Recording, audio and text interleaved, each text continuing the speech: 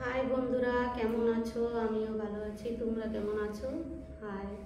তো আবার তোমাদের মাঝে আমি আসলাম, আবার একটা সুন্দর গল্প, রোমান্টিক গল্প নিয়ে আসলাম। গার্মেন্টসের মধ্যে আমার সুপারভাইজারের সাথে কীভাবে সম্পর্ক হলো সেটাই তোমাদেরকে আমি জানাবো।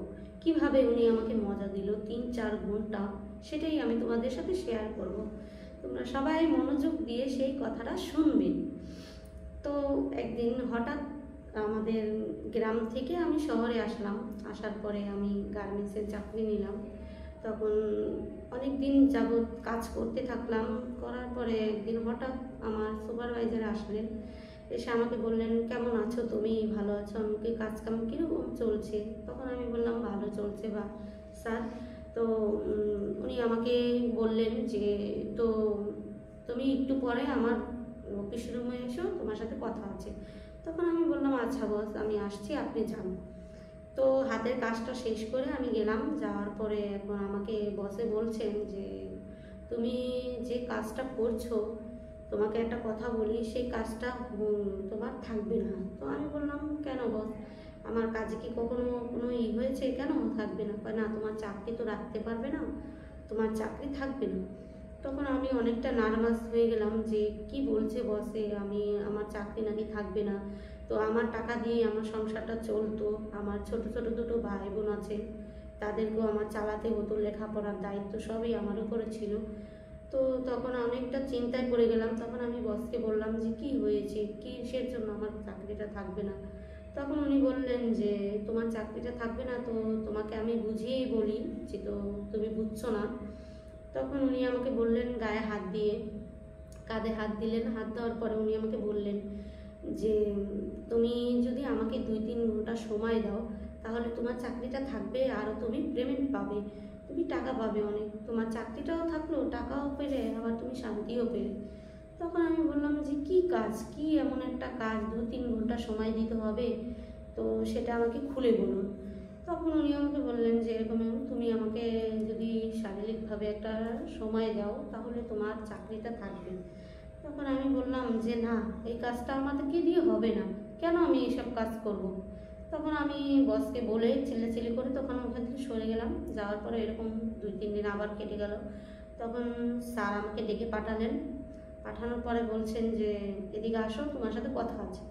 তখন আমি অনেক চিন্তা ভাবনা করে দেখলাম যে, ভাই বোনের মুখে খাবার তুলতে গেলে, ভাই বোনকে লেখাপড়া করাতে গেলে আমার এই কাজটা করতে হবে।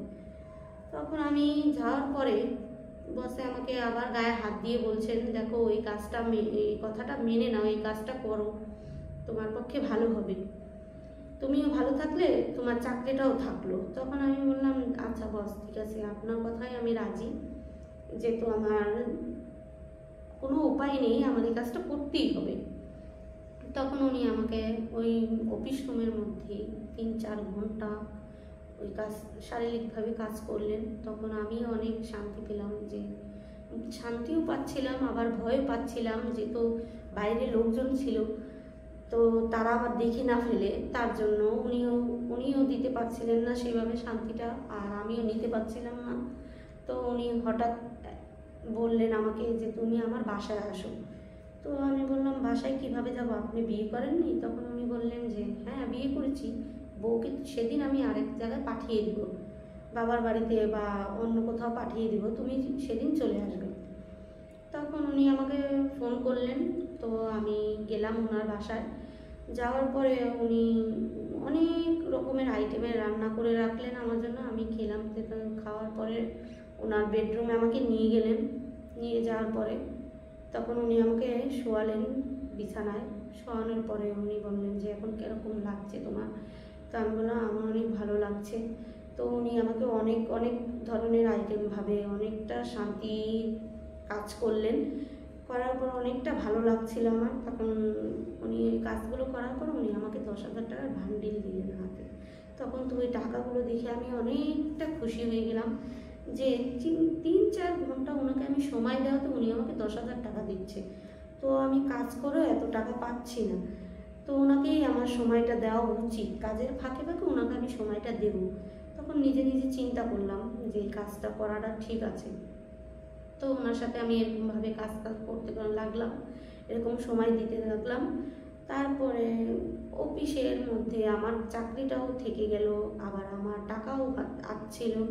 তখন আমি ভাবলাম যে তো ওনাকে সময়টা আমার দেওয়া উচিত, তো আমি দিতে থাকলাম। তো আমার কাজটা করতে করতে করতে করতে আমি অনেকটা বড় পজিশনে চলে গেলাম। উনি অনেকটা অনেকটা অধিকার দিয়ে দিলেন আমাকে সেখানে। আমি ওখানে ভালোভাবে মানুষের সাথে উঁচু গলায় কথা বলতে পারলাম, তা মানুষকে একটা কথা বলতে পারলাম, আমার একটা সম্মান বেড়ে গেল সেখানে। তখন আমার অনেক ভালো লাগছিল যে তো ওনার কারণে আমি এই জিনিসগুলো পাচ্ছিলাম। হঠাৎ একদিন উনি আমাকে বললেন আমি তোমাকে বিয়ে করব। তখন আমি বললাম যে আপনার তো বউ আছে, তো আমাকে বিয়ে করবেন?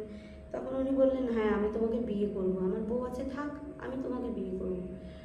তখন উনি আমাকে বিয়ে করলেন। উনি এখন ওনার বাসায় তো আর নিয়ে যেতে পারবেন না, কারণ তো সেখানে ওনার বউ আছেন। তো আমাকে উনি ওনার অন্য জায়গায় একটা বাসা নিয়ে আমাকে ওইখানে রাখলেন। আমার ভাই বোনও আমার সাথেই ছিল। তো ওইখানে উনি আমাকে বাসা নিয়ে দিলেন। ওইখানে উনি সবসময় আমার কাছেই আসতেন, ওনার বড় বউর কাছে যেতেন না, কারণ তো ওনার বড় বউ সেরকম একটা দেখতে শুনতে ভালো ছিলেন না। আমি দেখতে শুনতে অনেক ভালো ছিলাম, অনেক অনেক সুন্দরী ছিলাম। আর উনি বলতেন যে ওনার বড় বউর কাছে যে শান্তিটা পাচ্ছেন না সেটা উনি আমার কাছে পাচ্ছেন, তার জন্য উনি বেশি সময় আমার কাছেই থাকতেন। তো বন্ধুরা এরকম করতে করতে করতে করতে অনেকটা দিন পেরিয়ে গেল। আর যেহেতু উনি আমার বস ছিলেন, সেখান থেকে উনি আমার হাজব্যান্ড হয়ে গেলেন। অনেকটা খুশি হয়ে গেলাম ওনার মতো একটা হাজব্যান্ড পেয়েছি। তো উনি আমাকে অবশেষে ইউজ করে বিয়ে করে ফেলেছেন। ইউজ করে ফেলে দেননি, যেহেতু আমি গার্মেন্টসে চাকরি করেছিলাম। তখন উনি আমাকে পারতেন ফেলে দিতে, তো উনি আমাকে সেটা করেননি। উনি আমাকে বিয়ে করেছেন। ওনার যতটুকু অধিকারের ছিলাম আমি ততটুকুই দিয়েছেন, যে আরও ভাবে শারীরিকভাবে অনেকটা শান্তি ও অনেকটা রোমাঞ্চ পেয়েছিলাম ওনার কাছ থেকে। তার জন্য অনেকটাই ভালো লাগছিলেন, আমাদের সংসারটা এভাবেই চলতে থাকলেন। তো অনেকটা ভালো হয়েছে। তো তোমাদের যদি এই গল্পটা ভালো লেগে থাকে বন্ধুরা, তোমরা অবশ্যই চ্যানেলটাকে সাবস্ক্রাইব করবে আর সবাইকে শেয়ার করে দিবে। গল্পটা অবশ্যই তোমরা মনোযোগ দিয়ে শুনবে। বাই বন্ধুরা, ভালো থেকো।